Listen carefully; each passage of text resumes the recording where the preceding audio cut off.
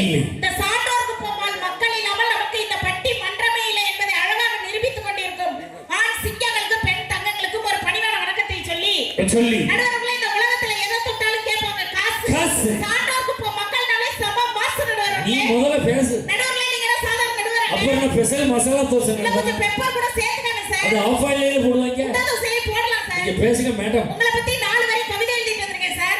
அந்த கவிதையை சொல்லும்போது இங்க இருக்க ஆண்கள் பெண்கள் தெரிஞ்சு எப்படி கைதட்டு பறக்க சொல்லுங்க. உண்மையிலேயே நடுவர் சாதாரண நடுவர் இல்லங்க. நீங்கள் ஸ்பீடாக பேசுவதில் நீங்கள் ஒரு ஹீரோ ஹோண்டா. சில்லுன்னு பேசுவதில் நீங்கள் ஒரு ஜிகர் தண்டா. தாகம் தணிப்பதில் நீங்கள் ஒரு ஃபேண்டா. உங்களை போல் நடுவர் இந்த தமிழ்நாட்டுல உண்டா? அந்த எதிரணிக்கு தீர்ப்பு சொல்ல நீங்க மண்டா. நீ ஊர் ஊரா சாப்பிட்டு ஆயிட்ட குண்டா. நீ ஒரு கறி புடிச்ச அட்டா. நானும் வச்சிருக்கேன் கவிதை. சார் நீ கருப்புடு மட்டும் சொல்லாதீங்க. காக்கைக்கும் தன் குஞ்சு பொன் குஞ்சு நடுவர். ஓரமா வச்சு கொஞ்சம். அப்பா என்ன பேச்சு எதிரணில இருந்து வந்து மனநிறைவான வாழ்க்கைக்கு சொத்து பத்து தான் வேணும் பணகாசு தான் வேணும்னு புலம்புறாங்கல்ல சார். அவங்க 2 பேருக்கு மட்டும் ஒண்ணு சொல்றேன் சார். இந்த மின்சாரம் இல்லைன்னா வீடு மட்டும் தாங்க இருட்டா இருக்கும். ஒவ்வொரு குடும்பத்திலயும் சொந்த பந்தம்னு ஒண்ணு இல்லைன்னா அவங்க வாழ்க்கையே இருட்டா போயிடும். சத்தியமா உண்மை. சார் ஒரு பெண் பந்தக்கால் பட்டு வந்தாதான் நீங்க எல்லாம் சொந்த கால்ல நிக்க முடியும். அதனால மண்டபத்தை விளையாண்டு முடிச்சு. கல்யாணம் முடியாத வரைக்கும் நீங்க எல்லாம் சாதாரண மனுஷன். எங்களை திருமணம் முடிச்சதுக்கு அப்புறம் தான் குடும்பத்துக்கு கூட புருஷன் நீங்க. நான் புருஷன். நீ யார்? பொட்டாட்டி வேற மாத்தி சொல்றாங்க பதட்டது நினைக்க. உண்மையே சார் சொந்தம்னா அன்பு, சொந்தம்னா பண்பு, சொந்தம்னா ஒரு தெம்பு. அவங்களை நம்புங்க உங்க வாழ்க்கையெல்லாம் உருப்படும். அப்படிப்பட்ட சொந்த பந்தம் குடும்பத்துல இருக்கும்போது மகிழ்ச்சி மனநிறைவு எப்படி தரமா இருக்கும்? பூ மாலையில் ஒரு மல்லிகை இருக்கும்.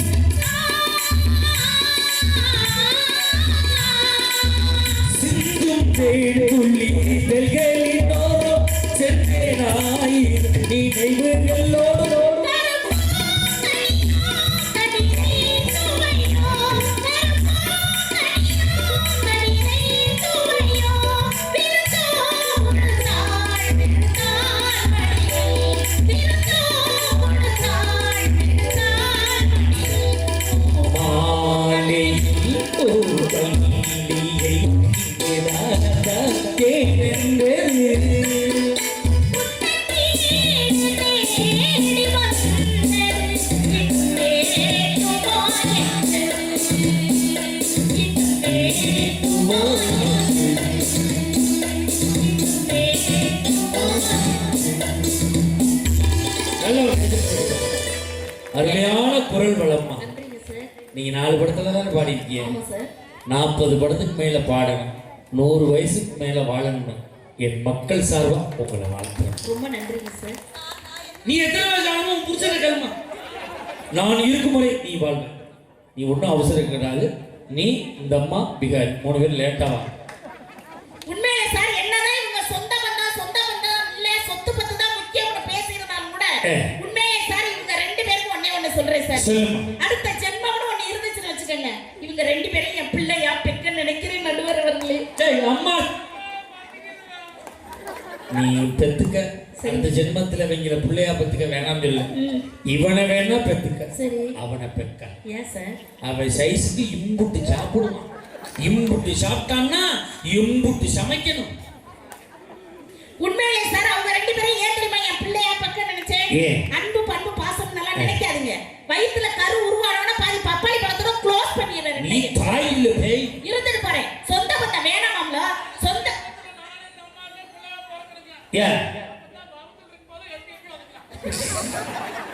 உண்மையிலே சார் இங்க பாருங்க எங்க பெண்கள் எவ்வளவு அழகா மகாலட்சுமி மாதிரி இருக்காங்க. இவ்வளவு தூரத்துல உனக்கு கண்ணு நல்லாவா தெரியுது? ஏன் எனக்கு என்ன வாழைக்கண் நோயாக்கும்? உனக்கு பகல்ல பசுமாடு தெரியாத? உண்மையிலே சார் அப்படி மகாலட்சுமி மாதிரி மட்டும் கிடையாது. அப்படி பாருங்க பெண்கள் நாங்களா மேட்ச்க்கு மேட்சா Dress போட்டுக்குவோம். ஏன் தெரியுமா பெண்கள் நாங்களா மேட்ச்க்கு மேட்சா Dress? ஏன் மேட்ச்க்கு மேட்சா Dress போடுறீங்க? கட்டுன புருஷன் தான் எங்களுக்கு மேட்ச் ஆல போட்டுக்கிற Dress அது கொஞ்சம் மேட்சா இருக்கட்டும். நாங்க ஆம்பளை ஏன் தெரியுமா மேட்ச்க்கு மேட்சா Dress போடுறது இல்ல? கட்டுனதும் மேட்ச் அல்ல, கட்டிக்கிறதும் மேட்ச் அல்ல. நாங்க போயிட்டே இருப்போம். அப்பா என்ன பேச்சு? மனைவி குடும்பத்துல மதிக்க மாட்டேங்கறா, சமைக்க மாட்டேங்கறா, சாப்பாடு கொடுக்க மாட்டேங்கறா. என்ன பொழப்பு பொழங்கனா? உண்மையிலே சார் என்ன சார் நாங்க மதிக்காம மரியாதை கொடுக்காம இருந்தா? இவங்க எல்லாம் காலையில இருந்து மனைவியை பார்த்து ஒரு நாளைக்கு எத்தனை டீ போட்டு கூப்பிடுறாங்க. காலையில இருந்து சாயந்தரம் வரைக்கும். ஏய் பேஸ்ட் கொண்டாடி, பிரஸ் கொண்டாடி, துட்டு கொண்டாடி, இட்லி கொண்டாடி, சட்னி கொண்டாடி எத்தனை டீ போடுறாங்க. என்னைக்காவது சொந்த பந்தம் நாங்க தான் காப்பி. ஓ புருஷன் போய் சொல்லுமா. ஒல்ல எவோ புருஷன தினம சேர் மசன் பண்ணிருக்கீங்க. அப்படின்னு சொல்றமா சார்? நிலையான அன்புக்கு பிரிவில்லை சார். சொல்லாத சொல்லுக்கு அர்த்தம் இல்லை. தேடும் பாசத்துக்கு தோல்வி இல்லை. உண்மையான சொந்த பந்தங்களுக்கு வாழ்க்கையில என்றைக்குமே மரணம் இல்லை சார். அப்படிப்பட்ட சொந்த பந்தம் இருக்கும்போது எப்படி தெரியுமா இருக்கும் வாழ்க்கை? பால் வண்ணம் பருவ கண்டு மாதிரி இருக்கும் சார்.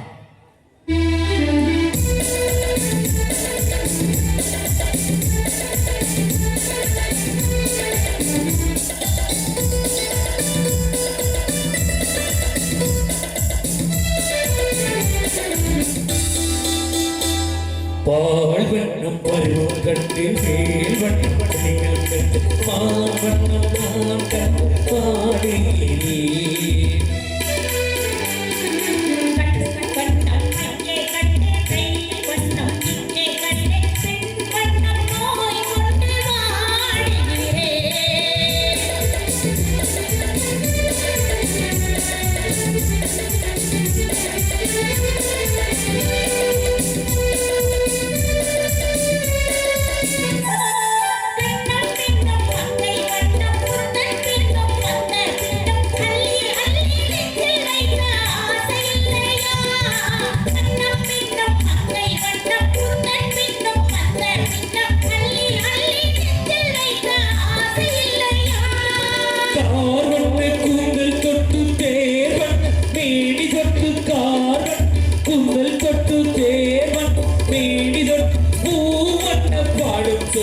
என்னும் இல்லையா பார்வண்ணம் பருவம் கண்டு மேல் வண்ணம் புலிகள் கண்டு மாவண்ணம் நான் கண்டு பாடுகிறேன். வண்ணம் இங்கே கண்டே மேல் வண்ணம் இங்கே கண்டே வண்ணம் நோய் கொண்டு வாடுகிறேன்.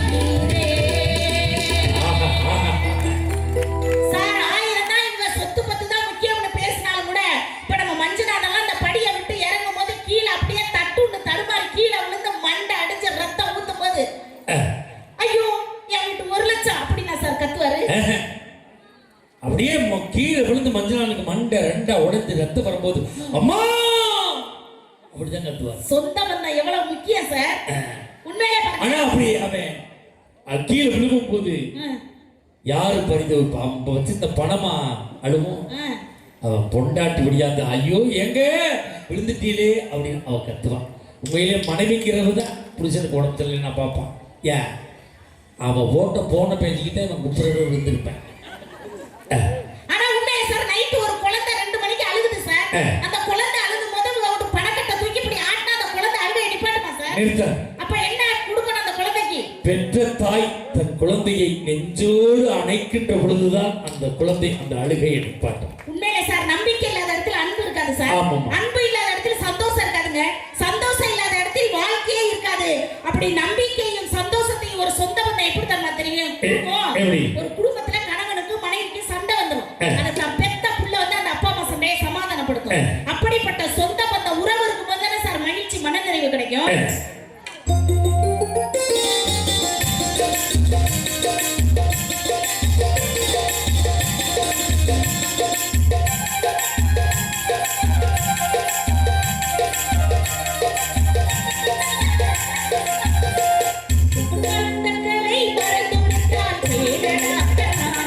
நான் வடித்து வைத்த ஓவியத்தை பாரடா வளர்ந்தகளை மறந்து விட்டாள் கண்ணா அவள் வடித்து வைத்த ஓவியத்தை பாரடா கண்ணா குடும்பத்தனை போதுமென்று கூறடா குடும்பத்தனை போதுமென்று கூறடா இந்த கூடவே கடைகள் வேறு ஏதடா வளர்ந்தகளை மறந்து விட்டாள் கண்ணா அவள் வடித்து வைத்த ஓவியத்தை பாரடா கண்ணா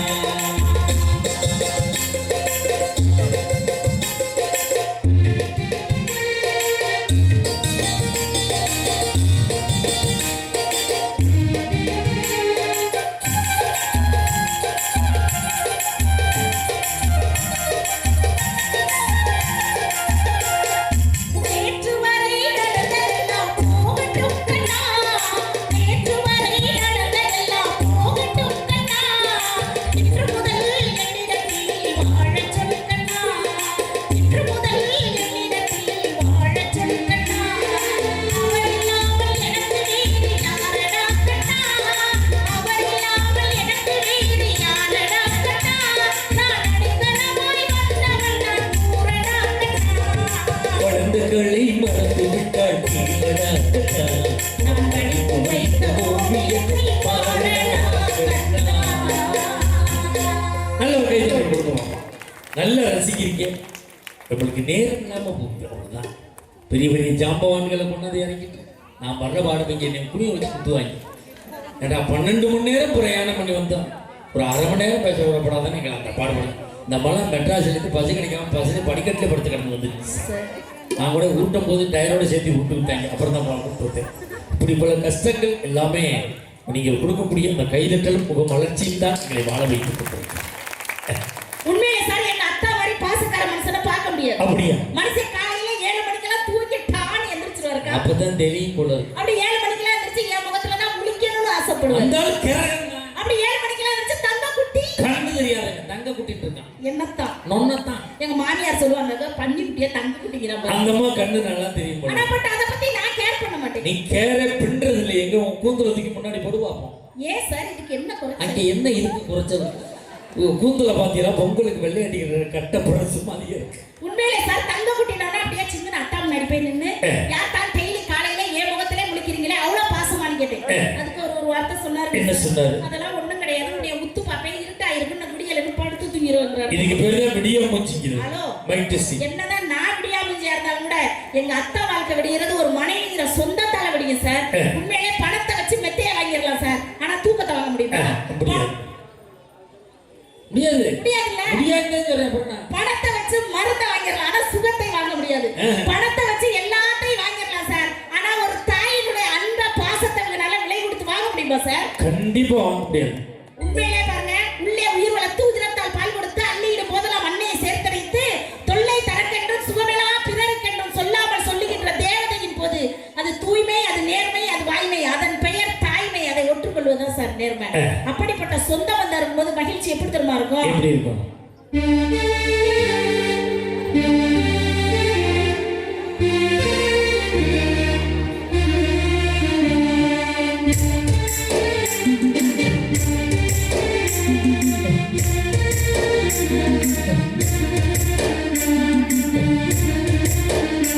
ஆசைப்பட்ட எல்லாத்தையும் ஆசைன்னா வாங்கலாம் அம்மாவை வாங்க முடியுமா நீயும் அம்மாவை வாங்க முடியுமா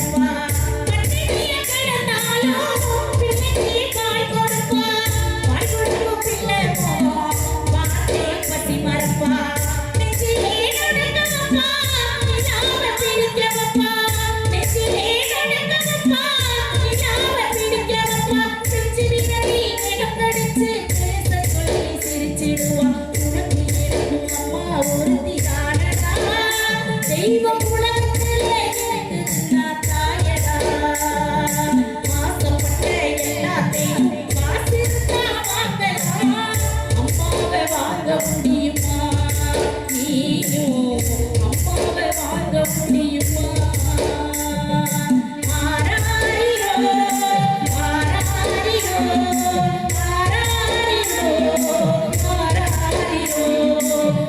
ஆராரிரோ ஆராரிரோ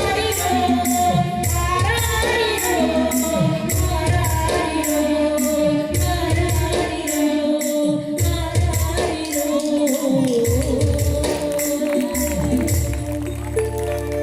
ஆகவே நடுவர் அவர்களே, மனநிறைவான வாழ்க்கைக்கு என்றைக்குமே துணை நிற்பது சொத்து பத்தை காட்டிலும் சொந்த பந்தங்கள் தான் என்று சொல்லி நாம் மாண்டு போகின்ற பொழுது சொந்த பந்தங்கள் தான் வந்து நின்று நம்மளை தூக்கி சுமக்குமே தவிர இவர்களுடைய சொத்து பத்து தூக்கி சுமக்காது என்று சொல்லி சொத்து பத்தோடு வாழ்வது வாழ்க்கை அல்ல, சொத்து பத்தோடு வாழ்வது வாழ்க்கை அல்ல, சொந்த பந்தங்களோடு வாழ்வதுதான் மனநிறைவான வாழ்க்கை என்று சொல்லி இதுவரை